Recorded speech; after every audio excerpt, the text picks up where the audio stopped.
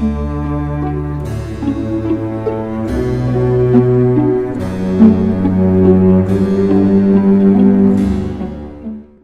nome do Pai, e do Filho, e do Espírito Santo. Amém. Naquele tempo, os discípulos aproximaram-se e disseram a Jesus: Por que tu falas ao povo em parábolas? Jesus respondeu: Porque a vós foi dado o conhecimento dos mistérios do reino dos céus, mas a eles não é dado. Pois à pessoa que tem, será dado ainda mais, e terá em abundância. Mas à pessoa que não tem, será tirado até o pouco que tem. É por isso que eu lhes falo em parábolas, porque olhando, eles não veem, e ouvindo, eles não escutam, nem compreendem. Deste modo, se cumpre neles a profecia de Isaías. Havereis de ouvir sem nada entender. Havereis de olhar sem nada ver. Porque o coração deste povo se tornou insensível. Eles ouviram com má vontade e fecharam seus olhos, para não ver com os olhos, nem ouvir com os ouvidos, nem compreender com o coração, de modo que se convertam e eu os cure. Felizes sois vós, porque vossos olhos veem e vossos ouvidos ouvem. Em verdade vos digo, muitos profetas e justos desejaram ver o que vedes e não viram, desejaram ouvir o que ouvis e não ouviram. Palavra da salvação. Glória a vós, Senhor. Como eu já havia dito, esse capítulo 13 do Evangelho de São Mateus, ele é marcado com as parábolas. E é interessante que muitas vezes nós só interpretamos as parábolas dizendo o seguinte, que era uma forma mais simples de Jesus contar as histórias para que as pessoas pudessem entender. Mas é interessante que no Evangelho Jesus está dizendo justamente o contrário. Jesus respondeu diante da pergunta que foi feita: por que tu falas ao povo em parábolas? Jesus respondeu: porque a vós foi dado o conhecimento dos mistérios do reino dos céus, mas a eles não é dado. A eles quem? Os doutores da lei, os fariseus, os saduceus, as autoridades religiosas do tempo de Jesus que estavam empenhadas em pegar Jesus em alguma situação para que ele fosse condenado, como eles queriam, que Jesus fosse condenado à morte. Eles, na verdade, queriam matar.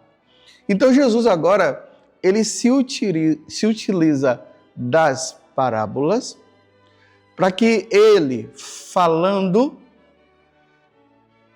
as pessoas possam entender e eles entendendo, eles não venham a condenar Jesus, porque Jesus, no caso, não estaria falando diretamente para eles. Jesus estava usando as parábolas como um meio para que as pessoas pudessem pensar e tirar as suas próprias conclusões. Porque como não havia chegado o momento de Jesus morrer e se deixar entregar nas mãos dele, Jesus precisava ainda continuar pregando, anunciando a boa nova até chegar o momento dele ser levado para a morte. Então Jesus falava deles por meio de parábolas. Eles ouviam, entendiam, no caso ali, o que Jesus estava falando, e, ao mesmo tempo, eles não podiam condenar Jesus em nada, porque Jesus não estava falando diretamente, falando, vocês fariseus, vocês doutores da lei. Vai chegar o momento que Jesus vai falar desta forma. Mas aqui tem um lado triste dessas parábolas, que Jesus vai dizer aqui, voltando lá no profeta Isaías. Deste modo, se cumpre neles a profecia de Isaías. Qual? Havereis de ouvir sem nada entender. Havereis de olhar sem nada ver. Porque o coração deste povo se tornou insensível. Eles ouviram com má vontade e fecharam seus olhos, para não ver com os olhos, nem ouvir com os ouvidos, nem compreender com o coração, de modo que não se convertam. De modo que se convertam e eu os cure. Aqui está a tristeza de tudo isso. Eles estavam com o coração totalmente fechado. Não adiantava Jesus falar. Mesmo Jesus falando, eles não queriam ouvir. Eles viam e não queriam enxergar, eles ouviam e não queriam ouvir. Ainda que eles não entendessem, e mesmo que eles entendessem, eles não queriam. No Evangelho de São Lucas, Jesus vai dizer que eles frustraram toda a obra de salvação que Deus tinha dado para ele. Não há salvação na nossa vida se não for por meio de nosso Senhor Jesus Cristo. Jesus, ele veio do céu para nos salvar. Ele veio abrir a estrada que nós não podíamos passar de maneira nenhuma. Ele abriu a estrada para que nós pudéssemos passar e passar para a vida eterna e ganharmos a nossa salvação. Mas, infelizmente, as pessoas fecham o coração. Aqueles que fecham o coração à palavra de Deus, eles estão caminhando para um precipício. Eles entram numa situação de orgulho tão grande e de soberba tão grande que eles não querem aderir à salvação que vem por meio de Jesus Cristo. E o destino é a perdição eterna. Eu não sei se na sua família tem pessoas que elas estão tendo toda a oportunidade de ouvir Jesus que está dizendo: vinde a mim, vós que estáis aflito. Vinde a mim, eu sou o caminho, a verdade e a vida. Mas elas estão tão voltadas para as coisas deste mundo que elas não abrem o coração. No capítulo 3 do livro do Apocalipse diz: eis que estou à porta e bato. Se abrirdes, eu entrarei e cearei convosco. Essas pessoas não querem abrir o coração.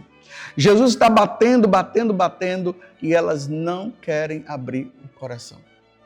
Aqui eu quero até tirar o peso das costas de algumas pessoas, porque tem pessoas que estão dizendo assim que os seus não estão se convertendo porque eles não estão sendo fortes o suficiente, porque eles não estão usando de convencimento suficiente. Não é isso. E tem aqueles outros que dizem assim: tal pessoa não se converteu porque Deus ainda não quis. Não, mentira. Deus quer a conversão, Deus quer a salvação nossa. Ele está se utilizando de todos os meios para que nós nos salvemos. Mas aqui entra a questão do livre-arbítrio, a liberdade.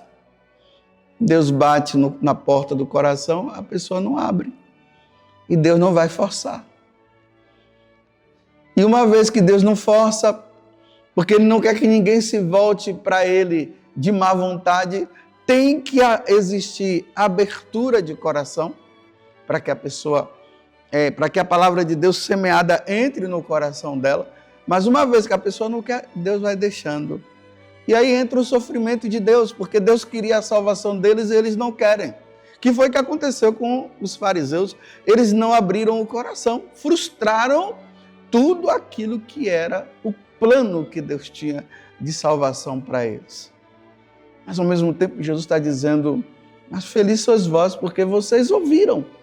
Você tem ouvido, você tem lutado, você tem feito de tudo para que essa salvação ela vá se renovando cada vez mais. Mas ao mesmo tempo, repito, a tristeza dos nossos que não querem ouvir. Vamos continuar rezando, vamos continuar pedindo, porque enquanto houver vida, há esperança. Não podemos perder a esperança. Se você convida essas pessoas para ir no encontro, para ir numa missa e elas não querem, e elas já até disseram para você, pare de rezar por mim que eu não quero, eu não preciso das suas orações, do jeito que eu estou está tudo bem, e na verdade não está, você não vai forçar mais. A sua função agora é de interceder, pedir. Quando você for na missa, você reza. Quando você estiver rezando o seu terço, você coloca pela intenção desta pessoa e assim as coisas vão acontecendo. Eu quero terminar com um fato. Uma mulher rezava constantemente pela conversão do esposo. Mas o esposo não queria que ela fosse na igreja. É tipo daquelas pessoas que não entra no caminho da salvação e não quer deixar outro. Mas a esposa, ela persistia e ela ia. Ia na missa, ia no grupo de oração. E um dia, ele não quis permitir que ela fosse. Ela disse, eu vou sim, porque lá eu quero rezar para que você possa um dia ir comigo, para que um dia você possa se encontrar com o Senhor. Eu não deixarei de rezar pela sua conversão.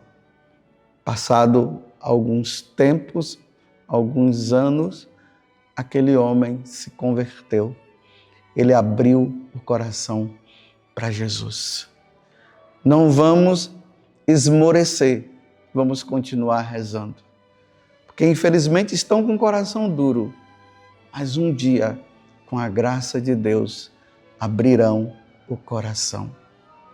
Louvado seja nosso Senhor Jesus Cristo, para sempre seja louvado, e a sua Mãe Maria Santíssima, e desça sobre você a bênção de Deus Todo-Poderoso, Pai, Filho e Espírito Santo. Amém? Não percamos a esperança.